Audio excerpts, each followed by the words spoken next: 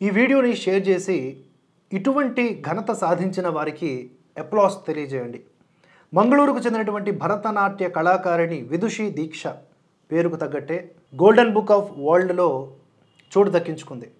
ఆషామాషిగా కాదు, అత్యంత దీక్షతో తన పేరుకు తగ్గట్లుగా సమీప భవిష్యత్తులో ఈ రికార్డు బ్రేక్ చేయడం కష్టమనిపించేంతలా తన ప్రతిభను చూపించింది. విదుషి దీక్ష ఆగస్టు 21 మధ్యాహ్నం 3:30 నాట్యం చేయడం ప్రారంభించింది. 9 రోజుల్లో 216 గంటల పాటు నాట్యం లక్ష్యంగా పెట్టుకుంది.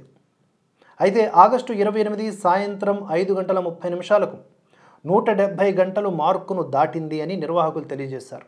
మణిపాల్కు చెందిన రత్న సంజీవ కళామండలి ఆధ్వర్యంలో ఈ ఆగస్టు 30వ తేదీ వరకు 216 గంటల పాటు నిరంతరాయంగా నృత్యం చేసింది విదుషి దీక్ష. విదుషి దీక్ష అసాధారణ ప్రతిభను అలాగే పట్టుదలను golden book of world records Asia head doctor Manish Vishnoi అభినందించారు. ఓ చిన్న గ్రామము, సాధారణ కుటుంబం నుంచి వచ్చినటువంటి అమ్మాయి గొప్ప ఘనతను సాధించింది అని తెలిపారు. పట్టుదలతో ప్రపంచ రికార్డులో చోటు సంపాదించి చరిత్ర సృష్టించిందని అన్నారు.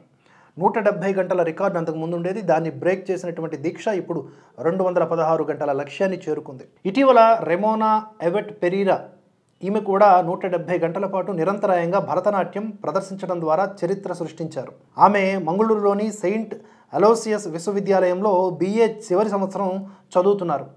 ఈ భరతనాట్య ప్రదర్శనను 2025 జూలై 21 ఉదయం 10:30 సెయింట్ అలోసియస్ కళాశాలలోనే రాబర్ట్ సెక్వేరా ఆడిటోరియంలో గణేశుడి స్తుతితో ప్రారంభించింది ఆవిడ. జూలై 28 మధ్యాహ్నం 12 గంటలకు దుర్గాదేవి స్తుతితో ముగించింది. ఈ 7 రోజుల్లో రెమోనా ప్రతి 3 గంటలకు ఒకసారి 15 నిమిషాల పాటు విరామం తీసుకునేది. ఈ విరామ సమయంలో భోజనం చేసేది.